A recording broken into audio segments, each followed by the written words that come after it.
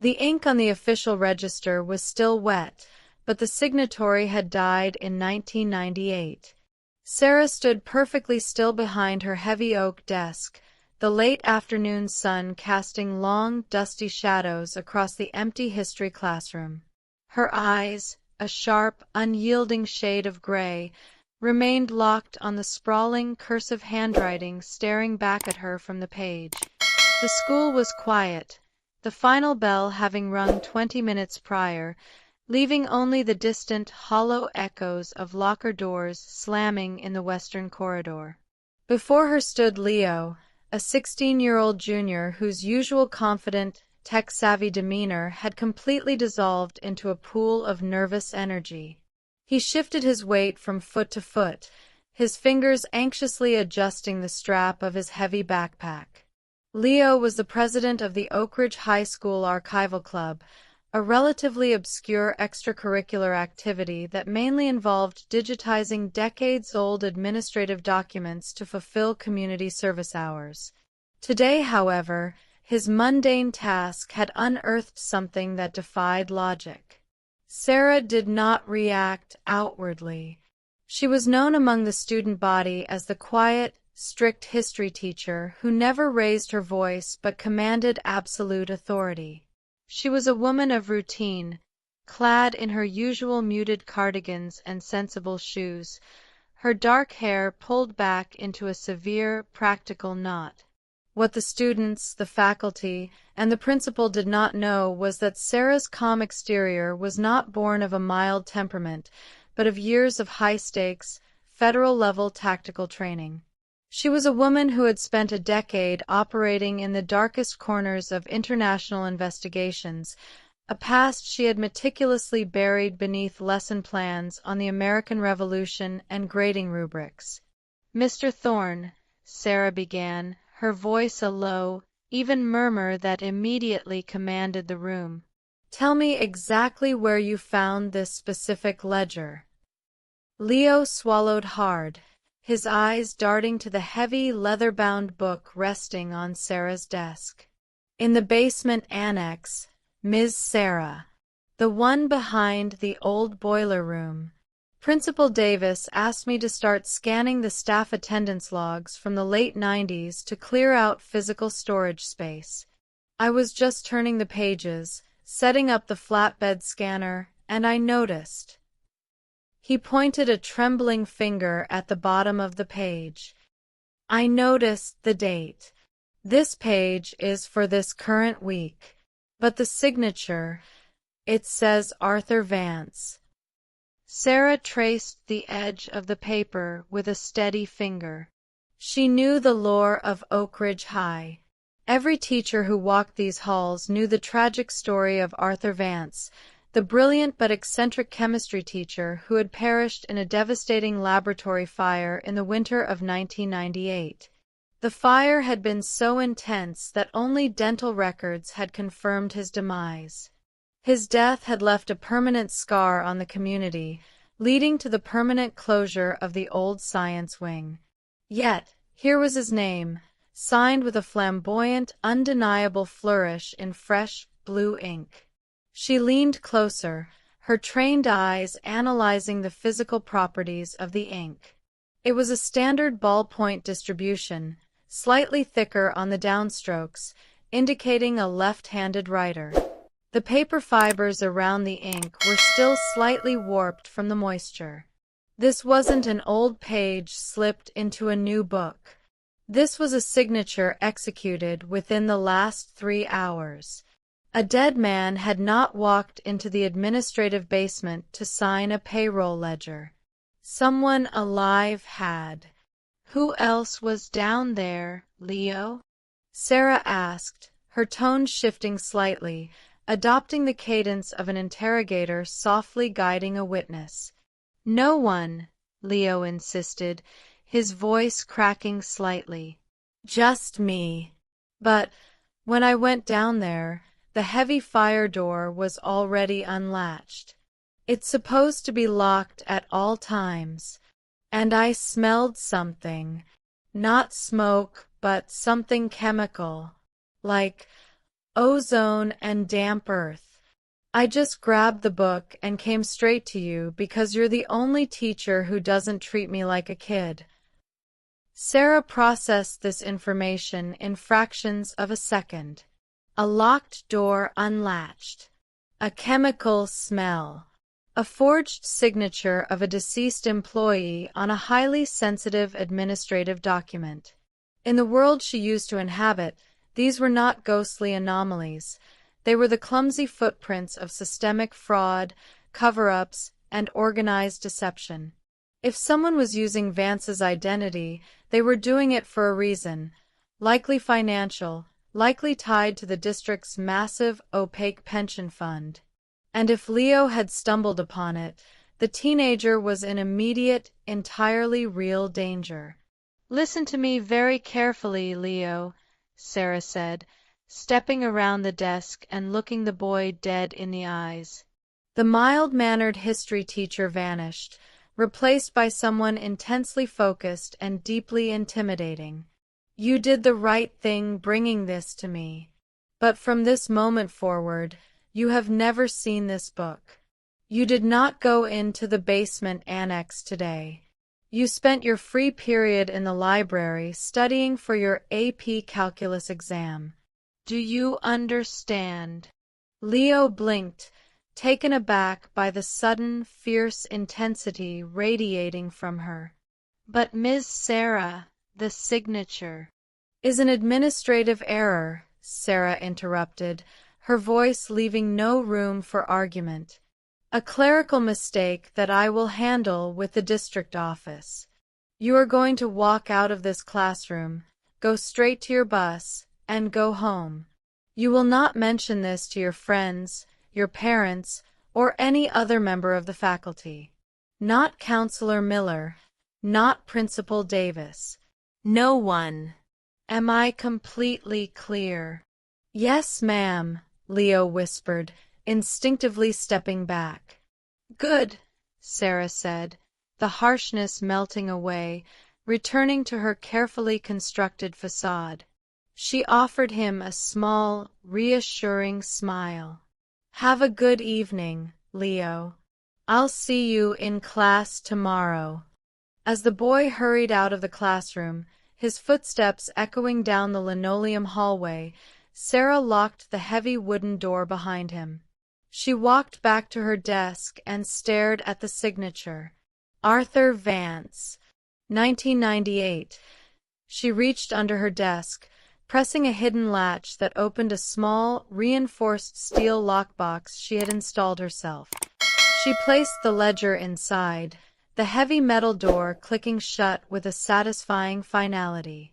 The ghosts of Oak Ridge High were not restless spirits. They were criminals. And Sarah had spent her entire previous life hunting criminals in the dark. She took a deep breath, her senses sharpening, the old adrenaline humming in her veins. The investigation had officially begun. The morning sun filtered weakly through the reinforced windows of Oak Ridge High, casting a pale institutional light across the bustling corridors. Sarah walked with her usual measured, unobtrusive pace, a stack of graded history essays cradled in her arms. To the casual observer, she was the epitome of unremarkable dedication, just another educator navigating the chaotic sea of slamming lockers and teenage chatter. Internally, however, she was cataloging every detail of her environment. Her peripheral vision tracked the placement of the overhead security cameras, noting the slight layer of dust on the lens of the one facing the stairwell. It hadn't been serviced in months. She calculated the response time of the lone security guard, Hank, a heavy-set man whose uniform always seemed half a size too small, currently leaning against a drinking fountain with a styrofoam cup of terrible coffee. Her destination was the main administrative office, the nerve center of the school. If someone was actively using Arthur Vance's identity, there had to be a corresponding paper trail in the active faculty files. To access those, she needed to bypass the front desk and gain entry to the restricted records room. She pushed open the heavy glass doors of the office, greeted instantly by the chaotic symphony of ringing phones and clacking keyboards. The school secretary, Mrs. Higgins, was currently engaged in a heated telephone debate with a disgruntled parent. "Good morning, Sarah," a smooth, carefully modulated voice called out. Sarah turned to see Counselor Miller emerging from his office. Miller was a man who wore his supposed empathy like a tailored suit. He possessed perfectly styled hair, a warm, practiced smile, and eyes that were entirely too observant. He was universally beloved by the student body, but Sarah's instincts had always flagged him as an anomaly. His warmth never quite reached his eyes, and his movements were too calculated, too deliberate. "Morning, David," Sarah replied, keeping her tone light and professional. "Just dropping off the quarterly department reviews for Principal Davis." "Ah, the endless paperwork," Miller chuckled, adjusting his wire-rimmed glasses. He stepped slightly closer, invading her personal space by just an inch, a classic dominance tactic disguised as friendliness. "You know, Sarah, I saw young Leo leaving your classroom rather late yesterday afternoon. The boy seemed quite agitated. Is everything all right? As his counselor, I like to keep a pulse on my students' well-being." Sarah's expression remained placid, though her mind raced. Miller was fishing. He shouldn't have been in the Western Corridor yesterday afternoon. His office was on the entirely opposite side of the campus. "Leo is perfectly fine," Sarah answered smoothly, offering a polite, dismissive smile. "He was simply anxious about his upcoming midterm project on the Industrial Revolution. He tends to overthink his thesis statements." Miller held her gaze for a fraction of a second longer than necessary. "I see. Well, if he needs any emotional support, my door is always open. We must protect our brightest students after all." "Indeed," Sarah murmured, turning away. As Miller walked back into his office, Sarah moved toward the rear of the administrative suite. She approached the heavy, fireproof door of the records room. It was secured by an electronic keycard reader. She didn't have a card with that clearance level, but she knew who did. Principal Davis was known to leave his master keycard on his desk when he went to the staff lounge for his mid-morning bagel. Sarah slipped into the principal's empty office under the pretense of leaving her essays. The room was opulent, filled with mahogany furniture and framed photographs of Davis shaking hands with local politicians. She spotted the white plastic keycard sitting beside a gold-plated pen holder. Moving with a fluid, silent grace born of years of tactical entry training, she picked up the card, swiped it through a small, black cloning device concealed in the palm of her hand, a leftover tool from her federal days, and placed the original card back in its exact position, down to the millimeter. The entire process took 3 seconds. She exited the office, walked to the records room, and pressed her clone device against the reader. The light blinked green. A soft click echoed, and she slipped inside, closing the door silently behind her. The room was windowless and smelled heavily of dry paper and ozone. Rows of towering metal filing cabinets lined the walls. Sarah moved swiftly, her hands flying over the alphabetical tabs. She bypassed the current staff and went straight to the V section. She pulled open the drawer. The files were densely packed. She found the folder labeled Vance, Arthur. It was surprisingly thick for a man who had been dead for over 2 decades. She opened it and began scanning the documents with trained precision. Most of it was standard: his original hiring forms, teaching certificates, commendations. But toward the back, she found something that made her blood run cold. There were 3 pages of financial routing information, completely redacted with heavy black marker. But Sarah didn't need to read the text to understand what she was looking at. The forms were standard district payroll authorization sheets, and they were dated just last month. Furthermore, the routing numbers, partially visible at the bottom of the page, did not belong to a standard domestic bank. They followed the structural format of an offshore holding company, the kind used for massive corporate money laundering. Someone within the district was funneling hundreds of thousands of dollars through a dead man's ghost account. Suddenly, the heavy metal handle of the records room door began to turn. Sarah's tactical instincts flared. There was nowhere to hide in the sterile room. She quickly shoved the file back into the cabinet, slammed the drawer shut, and grabbed a random stack of old standardized test forms from a nearby desk just as the door swung open. Hank, the security guard, stood in the doorway, his hand resting on his utility belt. His eyes narrowed, suspicion radiating from his heavy features. "Miss Sarah," Hank grunted, stepping into the room, blocking the exit. "Faculty aren't allowed in here without administration present. How did you get in?" Sarah turned to him, clutching the test forms to her chest, her face a perfect mask of mild confusion. "Oh, Hank. Good morning." Mrs. Higgins propped the door open earlier. "I was just trying to locate the old state testing rubrics for my AP class. I seem to be hopelessly lost in all these files." She offered a sheepish, harmless smile, burying her predatory edge deep beneath the persona of a helpless teacher. But as she looked at Hank, she noticed a distinct smear of blue ink on the cuff of his uniform shirt, the exact same shade as the impossible signature in the ledger. The plot was thickening, and the rot inside Oak Ridge High was much deeper than she had anticipated. The digital clock on Sarah's dashboard glowed a harsh neon green, 1:14 a.m.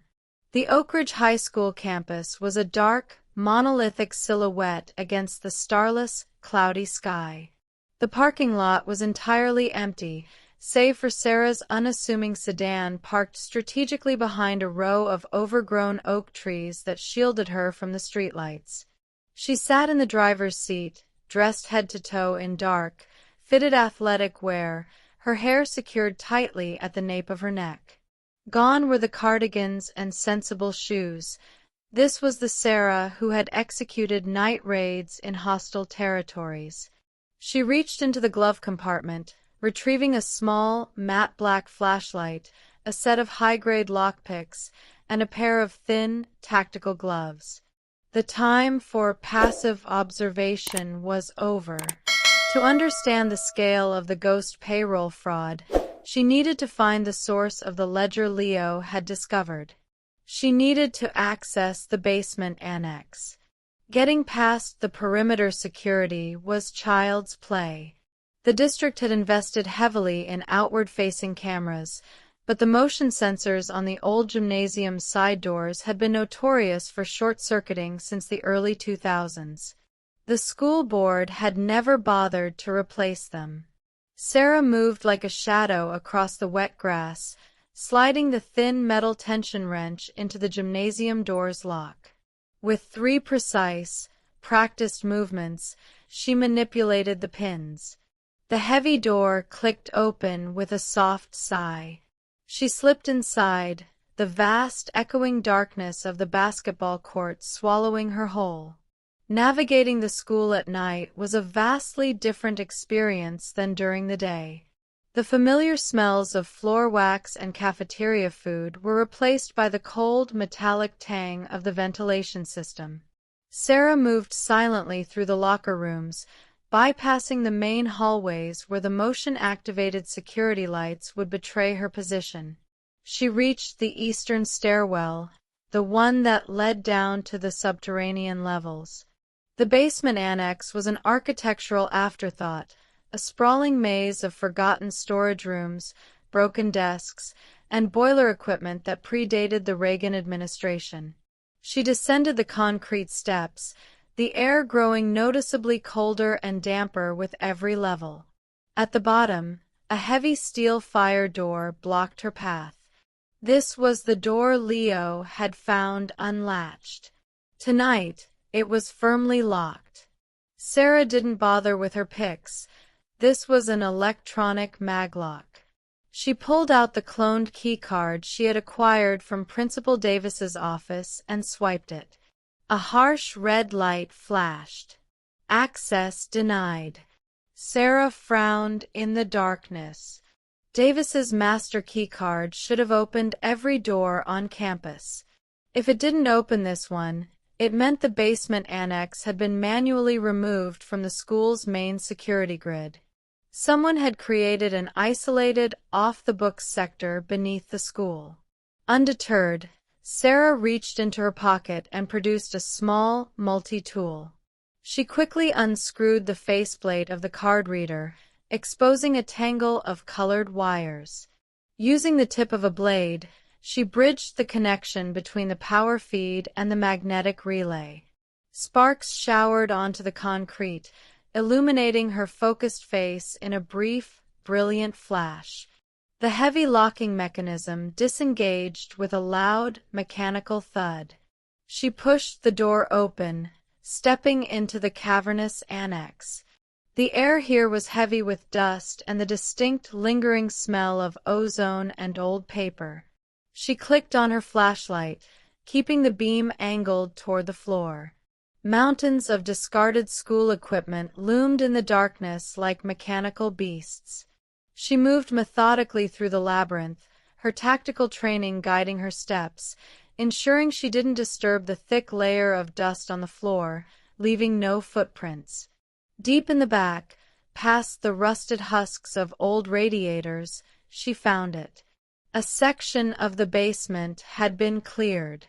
In the center of the space sat a heavy wooden teacher's desk, the kind they hadn't used in classrooms since the 90s. The surface was meticulously clean. Sitting atop it was a modern, high-powered laptop, its screen dark, next to a stack of manila folders. This was an operational workspace. This was where the dead man lived. Sarah approached the desk cautiously, checking for tripwires or pressure plates. Finding none, she began to inspect the drawers.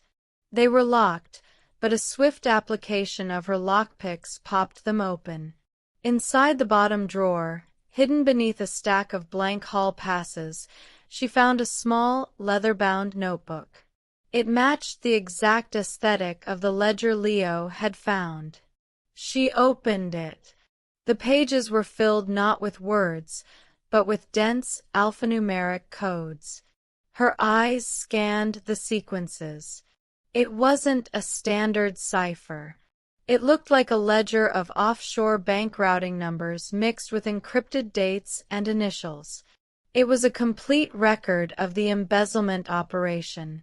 Suddenly, the hair on the back of Sarah's neck stood up. Her instincts, honed by years of surviving ambushes, screamed at her. She heard a faint, rhythmic sound over the hum of the distant boilers. Footsteps. Heavy, deliberate footsteps approaching the main fire door. She quickly shoved the coded notebook into the inner pocket of her tactical jacket. She needed to exit, but the footsteps were already at the entrance. Then, a voice echoed through the dark, cavernous space. "I know you're down here," the voice called out. It was deep, distorted by the acoustics of the basement, but undeniably male. "You're trespassing in restricted territory." Before Sarah could formulate a plan to flank the speaker, the heavy steel fire door slammed shut with a deafening crash. A heavy metal bar fell into place on the other side, echoing like a gunshot. The magnetic lock engaged, a harsh beep signaling its activation. The ambient emergency lights in the basement flickered, and then, with a terrifying finality, all power to the subterranean level was cut. Total, suffocating darkness descended. Sarah was locked in the tomb of the basement annex, trapped in the pitch black with the secrets of a dead man. The oppressive darkness of the basement annex was absolute, heavy enough to feel like a physical weight against the skin. Most people locked in a subterranean tomb without power or communication would succumb to panic, their heart rate spiking, their breathing turning shallow and erratic. Sarah simply closed her eyes, allowing her pupils to dilate fully, and took a slow, deep, perfectly measured breath. The cold air filled her lungs, rich with the scent of rust and old paper. Her federal training had drilled one undeniable truth into her psyche. Panic is the ultimate enemy. The environment is just a puzzle waiting to be solved. She stood frozen by the old wooden desk, her ears straining to pick up any sound beyond the heavy steel door. The heavy footsteps had retreated, fading into the upper levels of the school. Whoever had locked her in wasn't staying to finish the job. They were relying on the sheer isolation of the basement to trap her until they decided how to dispose of the problem. That was a tactical error. They assumed they had trapped a high school history teacher. They were wrong. Sarah clicked her small, matte black flashlight on, keeping the beam tight and low to the ground. She swept the area. The heavy fire door was impassable without power or heavy explosives. She turned her attention to the architecture of the room.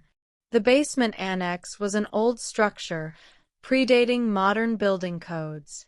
That meant it had passive ventilation. She moved her beam along the ceiling, tracing the path of the rusted, exposed pipes.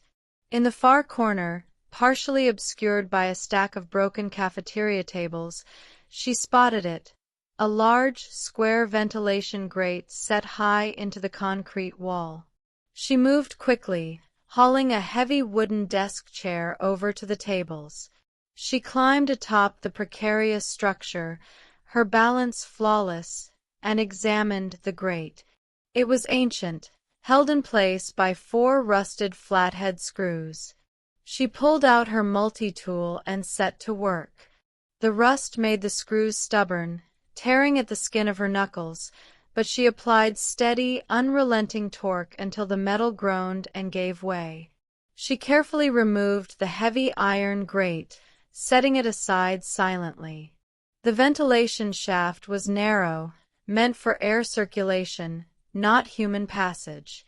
It was a tight squeeze, laced with decades of thick dust, spiderwebs, and dead insects. Sarah didn't hesitate. She holstered her flashlight, gripped the ledge, and hoisted herself into the dark, suffocating tunnel. She crawled forward on her elbows and knees, moving like a soldier navigating a trench. The metal walls pressed against her shoulders, the claustrophobic space threatening to trigger primal fears, but she forced her mind to compartmentalize, focusing entirely on the rhythmic motion of dragging her body forward.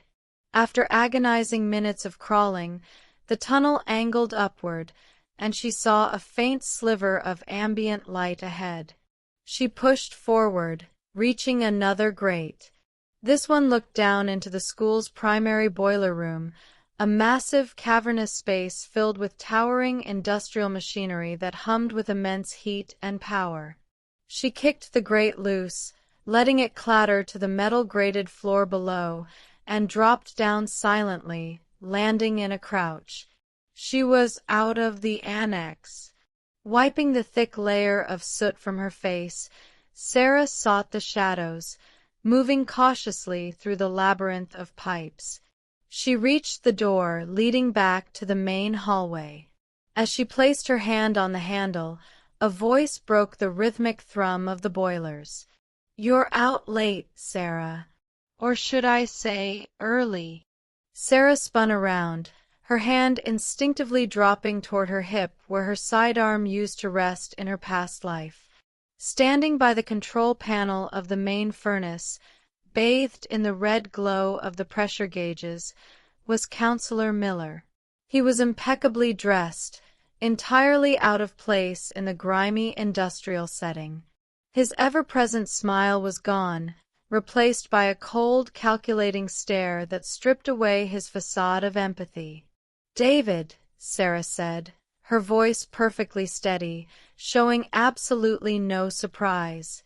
"I could say the same for you." Checking the thermal output for the student body. Miller stepped forward, his shoes clicking sharply on the metal grating. "Oak Ridge is a complex ecosystem, Sarah. It has fragile parts. When someone starts digging around in the roots, the whole tree can suffer. I saw you in the records room today. Now, I find you crawling out of restricted ventilation shafts in the dead of night. This goes far beyond a dedicated teacher preparing lesson plans." "I have an inquisitive mind," Sarah countered, holding her ground, radiating an aura of absolute stillness that was far more intimidating than aggressive posturing. "For instance, I'm deeply curious about why Arthur Vance's signature appeared on an active ledger, and why massive amounts of district funds are being routed to offshore accounts through a dead man's identity. And I'm particularly curious why a guidance counselor is acting as the night watchman for an embezzlement ring." Miller's eyes narrowed, a flash of genuine surprise breaking his composed exterior. "She knew too much. You are meddling in affairs constructed by people far more powerful than you, Sarah. The funds you speak of are part of a legacy system. A system that keeps this district afloat. If you pull this thread, you won't just destroy careers, you'll destroy lives. Including your own. Walk away. Go back to teaching history, and forget you ever heard the name Arthur Vance."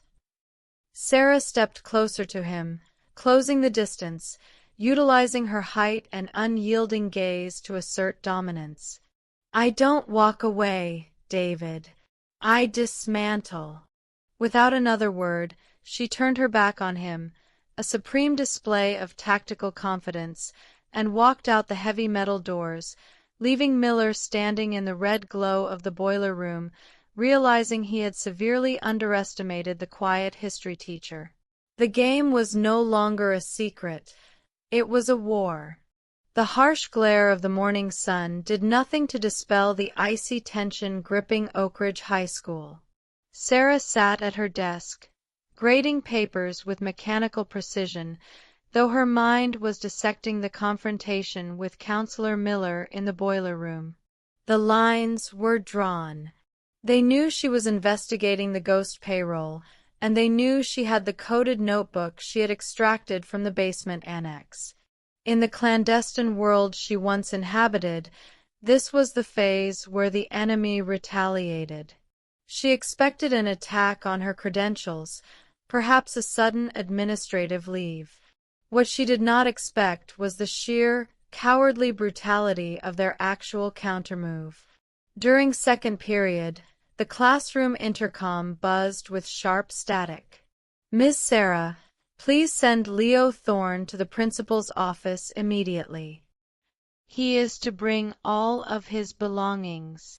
The voice belonged to Mrs. Higgins, but it carried an uncharacteristic tremble.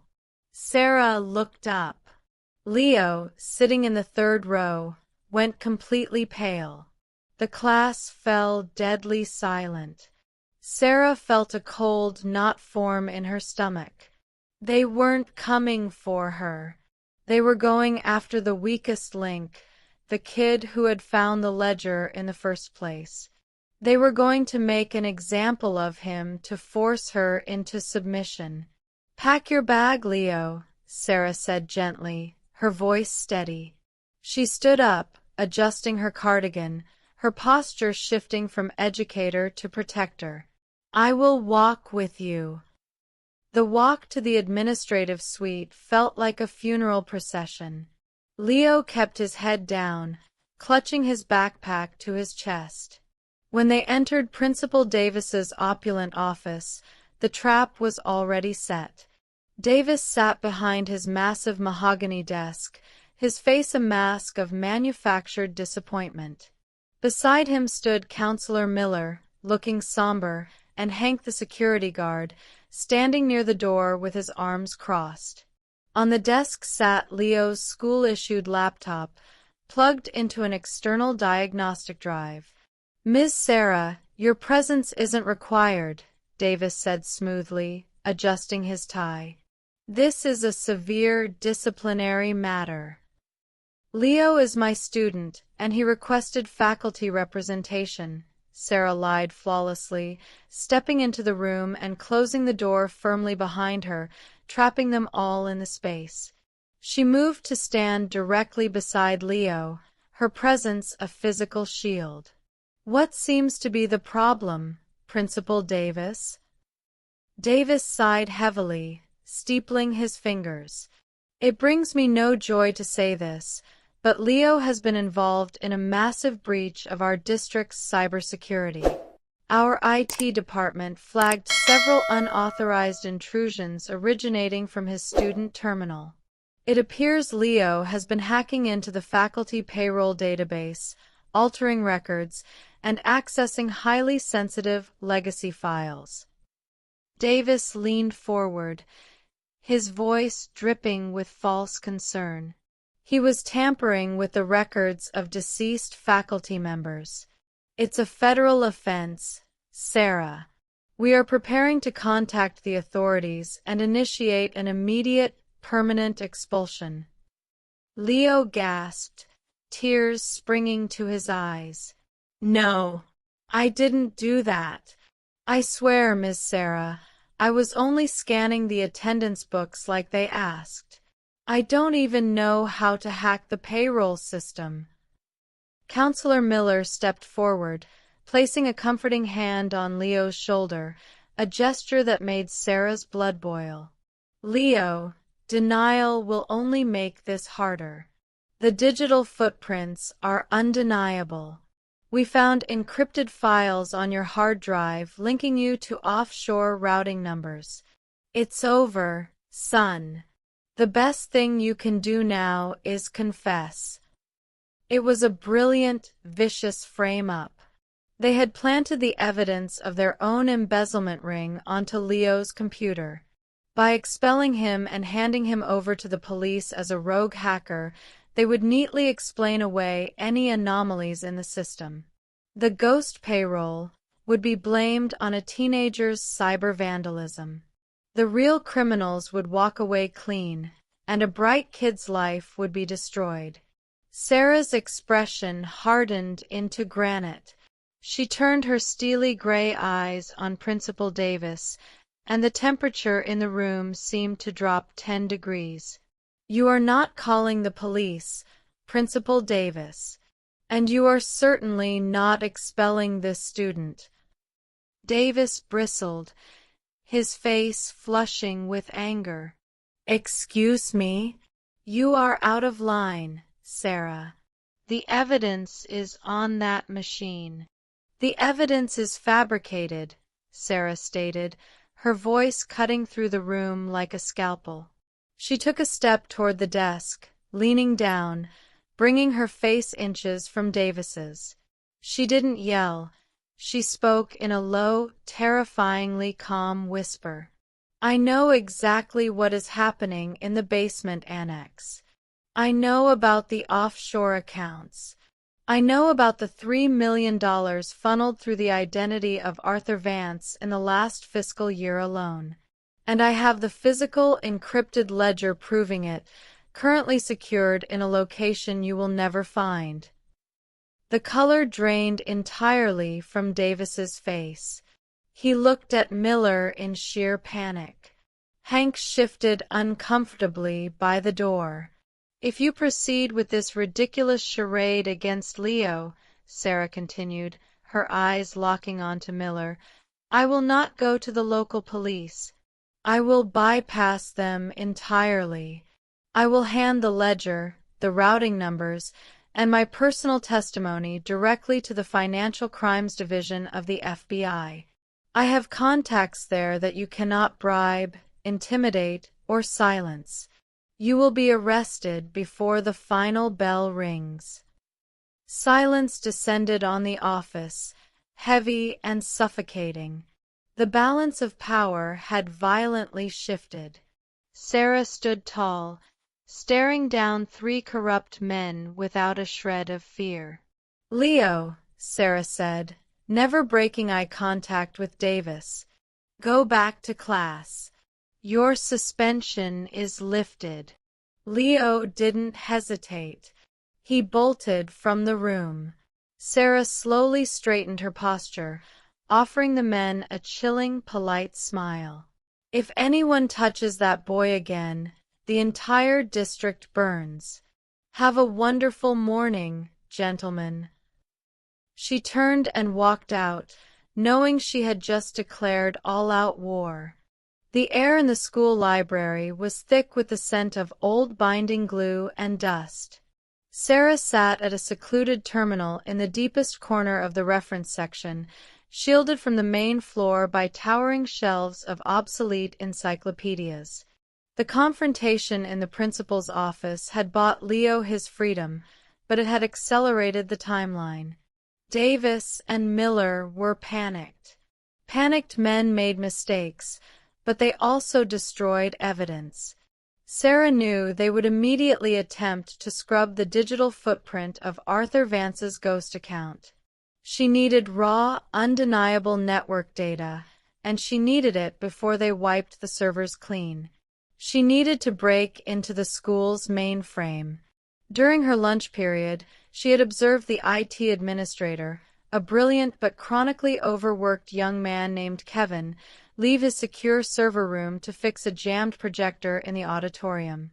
Sarah had slipped into the server room behind him, bypassing the keypad lock with a small dollop of conductive gel on the circuit board.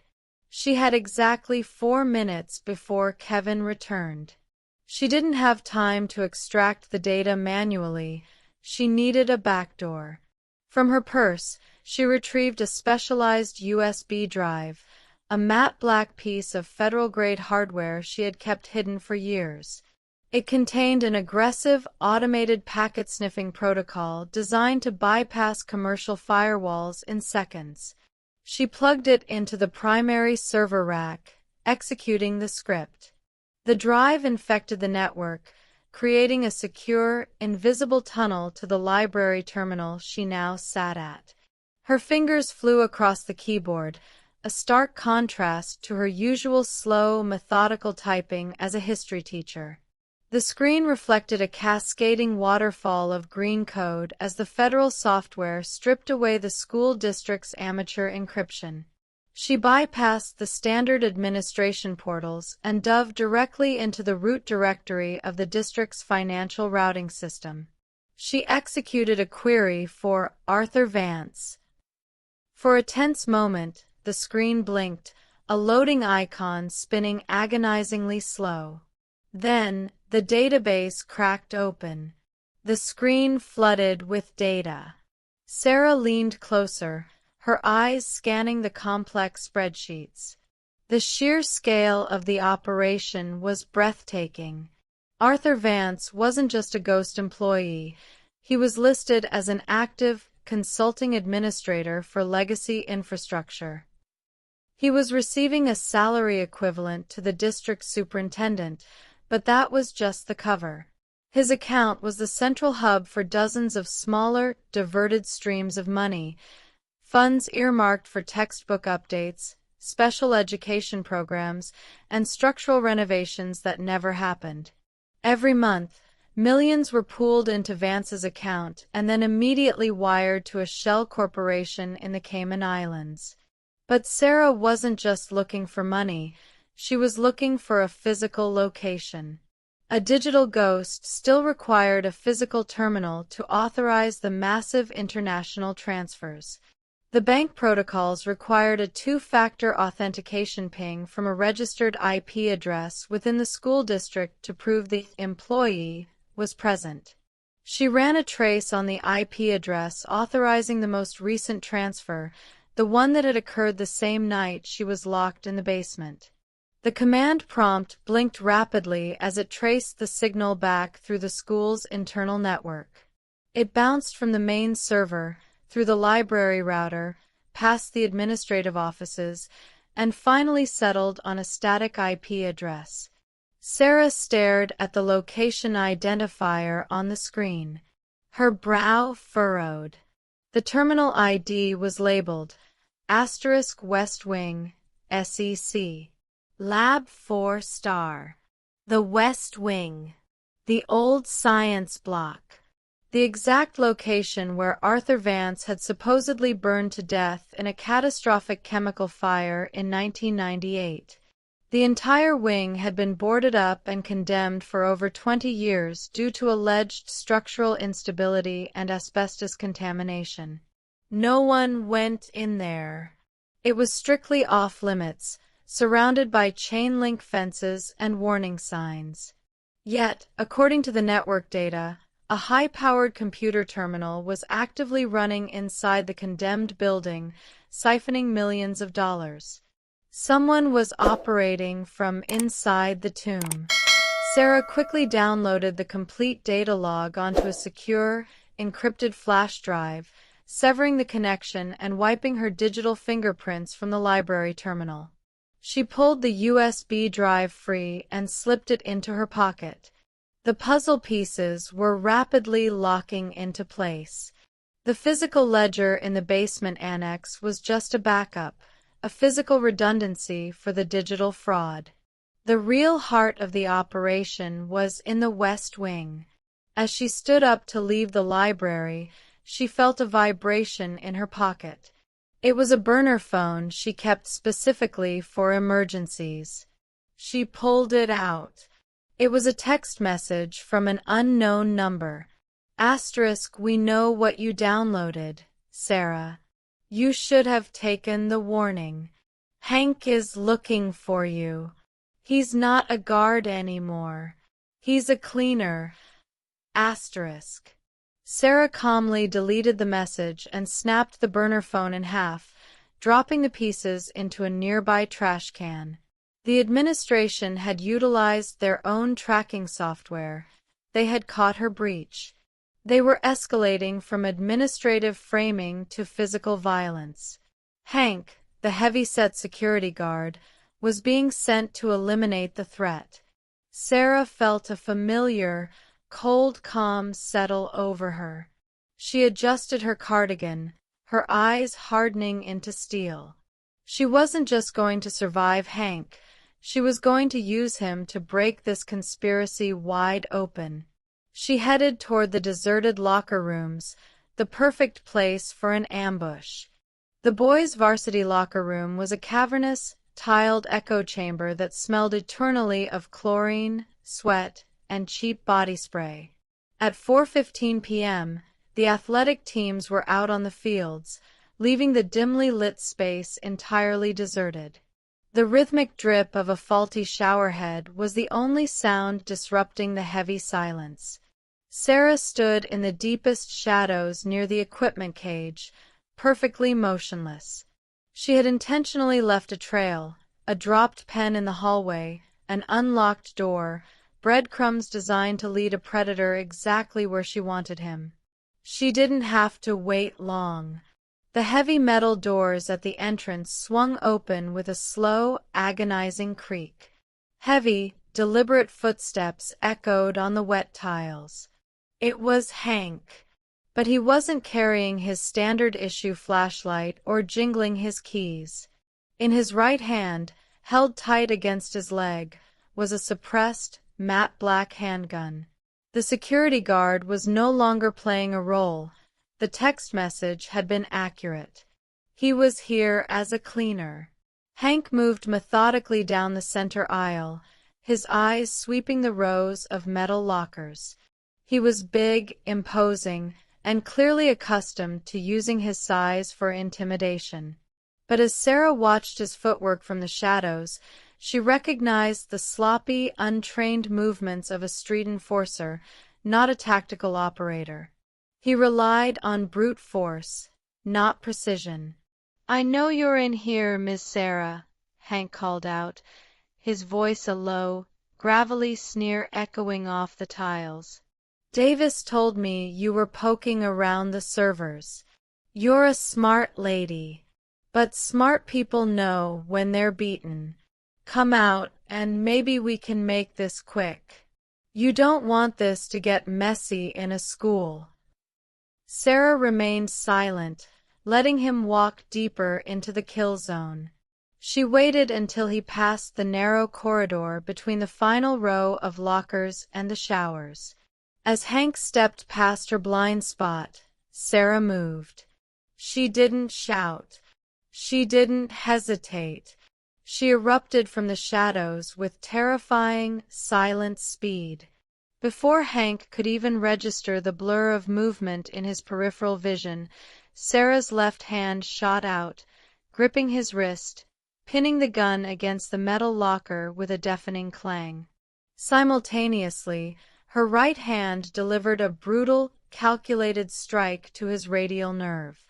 Hank roared in pain, his fingers instinctively springing open, the suppressed handgun clattering uselessly to the wet floor.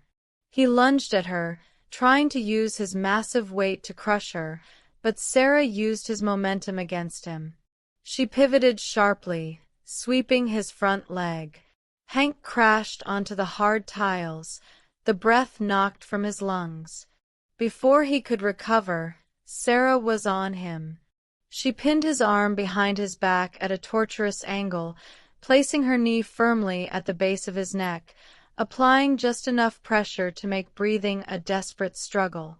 "You talk too much, Hank," Sarah whispered, her voice colder than the damp tiles beneath them. The mild-mannered history teacher was entirely gone. "Now you're going to listen." Hank groaned, struggling weakly, but the leverage she held was absolute. "You're crazy, lady. They're gonna kill you." "They sent a rent-a-cop to do a professional's job," Sarah hissed, applying a fraction more pressure to his shoulder joint. Hank gasped in agony. "You are completely out of your depth. Let me explain your current situation. In my pocket, I have the digital routing numbers that prove Oak Ridge High is a front for a massive money laundering syndicate. And right now, I have you pinned to the floor. You are going to tell me exactly what is happening in the West Wing, or I will snap your arm in 3 places, leave you here, and let the FBI sort out your involvement. Do you understand?" "Okay. Okay." Hank wheezed, panic finally breaking through his bravado. "Stop. I'll tell you." Sarah eased the pressure on his neck by a millimeter. "Talk. Who is Arthur Vance?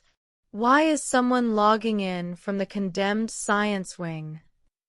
"It's not Vance," Hank sputtered, coughing against the floor. "Vance is dead. He burned up in '98. I swear to God." "Then who is signing the ledgers? Who is working the terminal?" "It's Miller," Hank confessed, his voice trembling. "Counselor Miller. It's always been him. He runs the whole thing. The principal, we just take the payouts to look the other way. Miller uses the West Wing because it's off the grid. No cameras, no janitors. He set up a bunker down there beneath the old labs."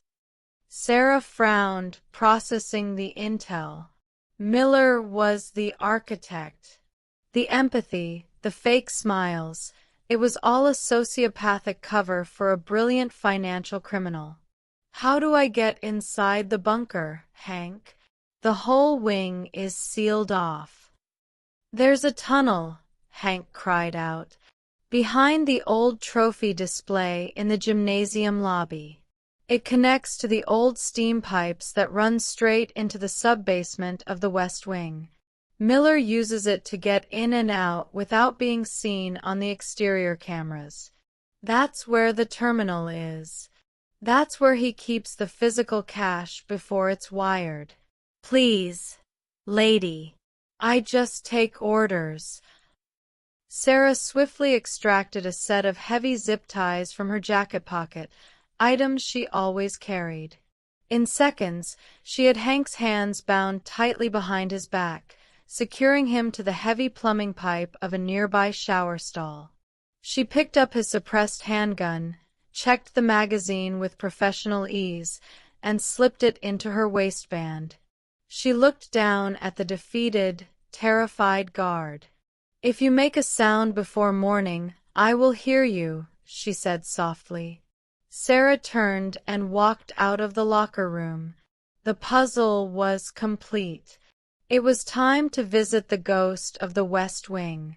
It was time to end Counselor Miller's operation once and for all. The gymnasium lobby was dark, illuminated only by the faint, eerie glow of the exit signs. Sarah moved silently across the polished hardwood floor, her eyes fixed on the massive, glass-enclosed trophy case built into the far wall. The case was a monument to Oak Ridge High's glory days, filled with tarnished silver cups and dusty basketball nets dating back to the 1970s. It was the perfect hiding spot, hiding in plain sight, entirely ignored by students and faculty alike. According to Hank, this was the gateway to the West Wing bunker. Sarah approached the heavy glass doors of the case. She examined the wooden trim around the base. Her tactical training had taught her to look for anomalies in architecture. The wood paneling on the far right side lacked the decades of scuff marks present on the rest of the wall. She knelt down, running her fingers along the seam. She found a small, almost invisible depression hidden beneath the molding. She pressed it hard. A heavy, mechanical click echoed through the empty lobby. The entire right side of the trophy case, shelves and all, swung outward smoothly on hidden, well-oiled hinges. Behind it was not a brick wall, but a dark, narrow passageway cut directly into the foundation of the school, lined with thick, asbestos-wrapped steam pipes. The smell of sulfur and damp earth hit her instantly. This was the artery of the corruption. Sarah drew the suppressed handgun she had taken from Hank, holding it in a low-ready position. She clicked on her small tactical flashlight and stepped into the tunnel, pulling the heavy trophy case shut behind her. The darkness swallowed her. The passageway was claustrophobic, the ceiling so low she had to stoop to walk. The air grew progressively hotter as she followed the labyrinth of pipes deep beneath the earth, moving further away from the main campus and toward the condemned ruins of the West Wing. As she navigated the tunnel, the reality of the situation crystallized. Counselor Miller had orchestrated a masterpiece of fraud. By using the identity of a dead man in a building everyone believed was a toxic hazard, he had created an impenetrable fortress.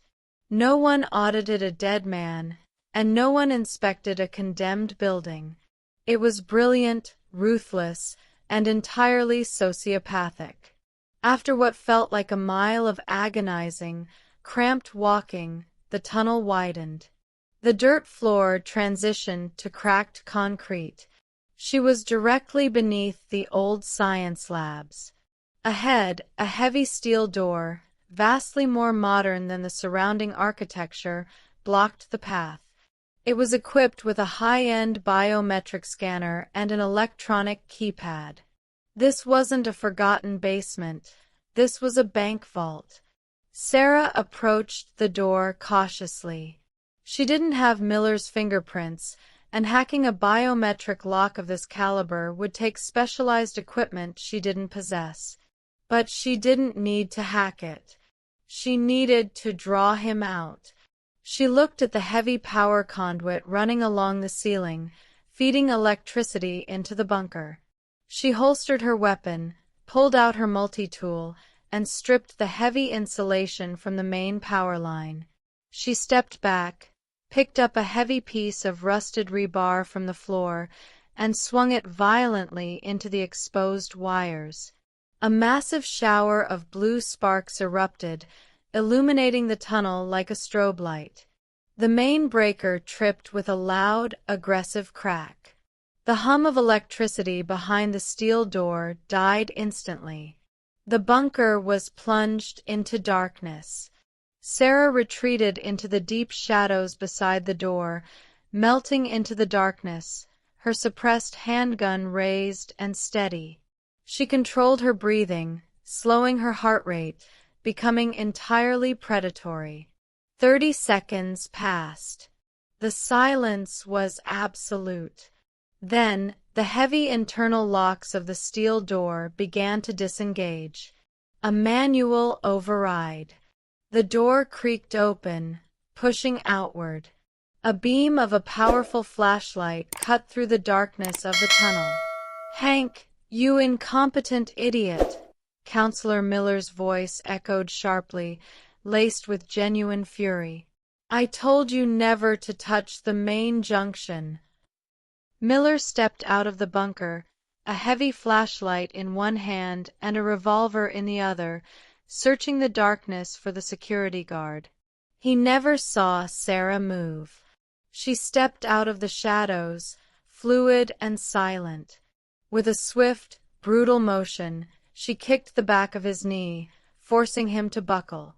As he stumbled, she grabbed his wrist, twisting it violently until he dropped the revolver with a cry of pain.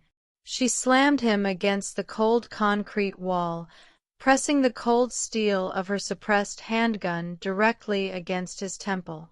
"Hank isn't coming, David," Sarah whispered into his ear, her voice devoid of any emotion. "And neither is Arthur Vance. The ghost story ends tonight." Miller froze, his chest heaving, his flashlight rolling uselessly on the concrete floor. The facade of the caring counselor shattered completely, leaving behind a terrified, cornered man. Sarah had breached the impenetrable fortress, and she was holding the architect at gunpoint in the dark. The investigation was over. The reckoning had begun. The dim glow of the dropped flashlight cast elongated, monstrous shadows against the curved concrete walls of the tunnel. Sarah kept her weapon pressed firmly against Counselor Miller's temple, her grip absolute, her posture radiating controlled lethality. Miller was breathing heavily, his pristine suit jacket smeared with dust and dirt from the wall. The brilliant mastermind behind the Oak Ridge High Syndicate was suddenly realizing the fatal error of his arrogance. He had built a fortress to keep out auditors and police, but he had trapped himself in a room with a highly trained federal operative. "Turn around." "Slowly," Sarah commanded, her voice cutting through the damp air like a whip. "Keep your hands where I can see them, and walk back into the room." Miller complied, his hands raised in surrender, trembling slightly. He stepped back through the heavy steel door. Sarah followed closely, her eyes sweeping the interior of the bunker as she crossed the threshold. It was a staggering sight. Beneath the condemned, rotting facade of the West Wing lay a state-of-the-art command center. The walls were lined with soundproofing foam. High-end servers hummed quietly in the corner, running off an independent backup generator that had just kicked in, bathing the room in a dull, red emergency glow. At the center of the room sat an expansive glass desk, covered in multiple monitors displaying cascading lines of financial data, offshore routing networks, and the school district's master payroll. Neatly stacked on a side table were stacks of physical ledgers, matching the one Leo had found, filled with the forged signatures of Arthur Vance. It was the nerve center of a multi-million-dollar empire, built on the ashes of a tragic fire. "Sit," Sarah ordered, gesturing with the barrel of her gun toward the ergonomic leather chair behind the desk. Miller slowly lowered himself into the chair. He looked at Sarah, attempting to salvage his composure, his mind desperately calculating a way out. "You're making a massive mistake, Sarah," he said, his voice regaining a fraction of its smooth, persuasive cadence. "You think you're a hero, uncovering a local corruption ring? This is so much bigger than Oak Ridge High. The money funneled through Vance's account isn't just sitting in an island bank. It pays for political campaigns. It bribes state regulators. You shoot me, you destroy this room, and the people above me will hunt you down to the ends of the earth. They will erase you." "I'm deeply familiar with being erased, David," Sarah replied coldly, stepping around the desk, keeping her weapon trained on his chest. "I lived in the shadows for a decade. Your political friends don't scare me. But I am curious about one thing." She leaned forward, resting her free hand on the glass desk. "The fire in 1998. The one that killed Arthur Vance and closed this wing forever. It wasn't an accident, was it? You didn't just steal a dead man's identity. You created the ghost." Miller stared at her, a twisted, proud smile slowly spreading across his face. He leaned back in his chair, the mask fully slipping off. Vance was a brilliant chemist, but a terrible auditor. He noticed discrepancies in the pension fund. He was going to blow the whistle. "I was just a junior administrator back then, but I saw the opportunity. I locked him in the lab. I bypassed the safety valves on the Bunsen burners. It was so easy. The fire burned so hot there was nothing left but ash and a dental plate I planted. He died a tragic hero, and I inherited a ghost with absolute administrative clearance. It was the perfect crime." Sarah felt a surge of cold rage, but she kept her face entirely impassive. He was a monster who had burned a man alive to build a slush fund. "You're very proud of your work," Sarah said softly. "I am a visionary," Miller spat back. "And you are just a history teacher who got lucky. You think you can take me in? You think the local police won't bury this the second I make a phone call? I own the precinct, Sarah. I own the judge. You have no move." "You're right about one thing, David," Sarah said, reaching into her jacket pocket with her left hand. "The local police would absolutely bury this." She pulled out a small, heavy satellite phone, a device that did not rely on local cell towers or compromised networks. It was a direct, encrypted line to Washington, D.C. She dialed a memorized 12-digit sequence with her thumb, keeping her gun leveled at Miller. The phone clicked, connecting instantly. "Director," Sarah spoke into the receiver, her voice dropping an octave, slipping back into a persona she hadn't used in years. "This is Operative Vanguard. Code Blackbird. The Oak Ridge Syndicate is compromised.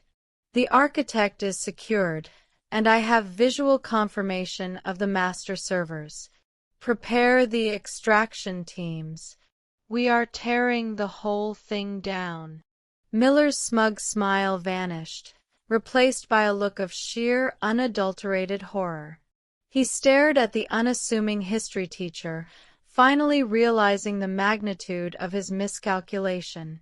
She wasn't a teacher who had stumbled upon a secret. She was a hunter who had been planted here to find him. The silence in the underground bunker was deafening, broken only by the hum of the backup servers and the erratic, panicked breathing of Counselor Miller. He sat frozen in the ergonomic leather chair, his eyes wide, darting from the suppressed handgun in Sarah's hand to the encrypted satellite phone she had just used. The reality of the situation crashed over him like a physical blow. The woman standing before him wasn't a meddling civilian. She was a ghost from a world far more dangerous than the one he had built. Operative Vanguard? Miller whispered, his voice cracking, the polished veneer of the corrupt administrator completely shattered. You're federal? The FBI. Sarah slowly lowered the satellite phone, though her weapon remained perfectly aimed at his chest. Not the FBI, David. They are far too public, and frankly, too slow for a systemic infection of this magnitude. My agency doesn't have an acronym you would recognize. And we don't make arrests. We dismantle. Miller slumped back in his chair, the fight draining from his body. You've been investigating me this whole time? Teaching history. It was a cover. Oak Ridge High was flagged 18 months ago, Sarah explained, her tone entirely clinical, devoid of empathy. A massive, untraceable hemorrhage of federal education grants and state pension funds, disappearing into a black hole. We knew there was a ghost in the system, but the architecture was too insulated to hack remotely. The only way to find the source was to put an operative inside the ecosystem.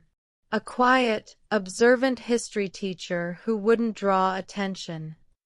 She walked around the desk, grabbing a heavy canvas duffel bag from the corner of the room. She tossed it onto the glass desk, knocking over a stack of the forged ledgers.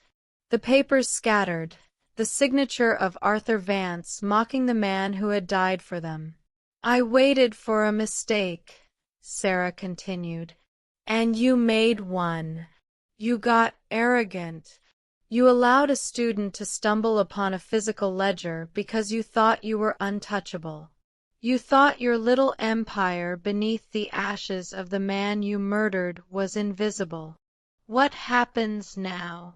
Miller asked, his eyes hollow. You kill me. I don't execute unarmed targets, Sarah replied coldly. Within 10 minutes, a specialized federal extraction team will breach this tunnel. They will seize these servers. They will drain the offshore accounts before your political friends even wake up. And you, David, will be placed in a federal black site. You will spend the rest of your life answering questions in a windowless room. Suddenly, Miller's eyes darted toward the drawer of his desk. It was a micro-expression, a desperate twitch, but Sarah caught it instantly. He lunged, pulling open the drawer and grabbing a hidden, compact submachine gun. He never managed to raise it. Sarah didn't shoot him. Instead, her arm snapped upward, and she fired 2 rapid, silenced rounds directly into the heavy glass monitor positioned directly above Miller's head. The glass shattered violently in a shower of sparks and heavy debris, raining down on Miller. He screamed, dropping the weapon to cover his face as the heavy monitor crashed onto the desk, pinning his arms. Sarah stepped forward, kicked the submachine gun across the floor, and firmly zip-tied Miller to the heavy metal frame of the desk. The fight was over. The architect was chained to his ruined empire. 10 minutes later, the heavy steel door of the bunker swung open. 6 men in tactical, unmarked black gear flooded the room, moving with silent, terrifying efficiency.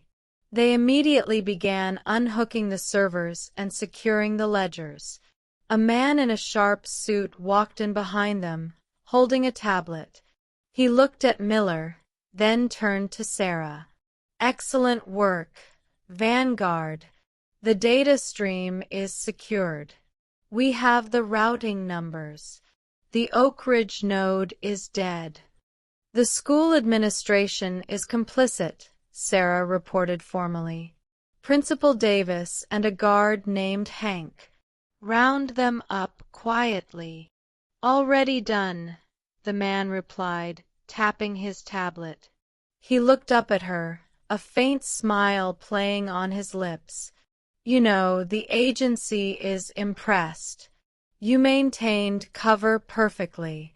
But we have a problem. The money trail doesn't stop with Miller's political friends. It funnels upward to the mayor's office and the state superintendent. Sarah looked at the ruined bunker, then back at the agent. She let out a slow, measured breath. The quiet life of a history teacher had been peaceful, but the hunt was in her blood. The ghost of Arthur Vance was at peace, but there were bigger monsters left to slay. "Tell the director," Sarah said, holstering her weapon and adjusting her cardigan, slipping flawlessly back into her persona. "I'll need to update my lesson plans for next semester.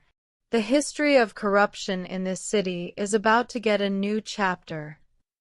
Sarah turned and walked out of the bunker, leaving the darkness behind, ready to face the morning bell.